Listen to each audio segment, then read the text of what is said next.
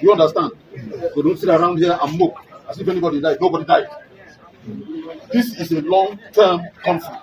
It is not a short-term fight. So brighten up your faces. Don't allow that man inside there. Don't allow these jokers to win in this battle against this man. Okay, this man changed the face of this town, and this is the reward he's getting. And all of you are acting as if somebody died. Nobody died. In a conflict, you have good. Sometimes things work against you in a conflict. So don't be frightened. Do you understand what I'm saying? So sit up. I'm not acting as if somebody died. Nobody died. All right? Stand up. We're going to take this battle and we're going to win.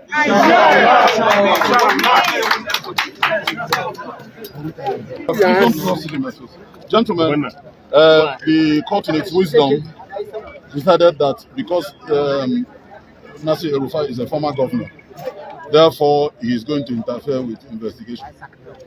Therefore, he's not entitled to bail in an allegation of financial impropriety. So we are grateful to his lordship for the learning that he has shown, but we respectfully disagree. So that's the end of it. There's not much more to say. So what's the next step? The next step is to take the legal steps required to challenge it.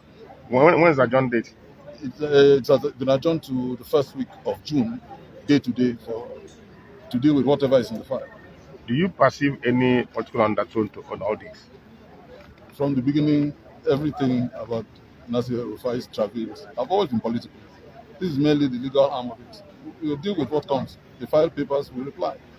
That's what the law requires us to do, and that's what the law says they should do.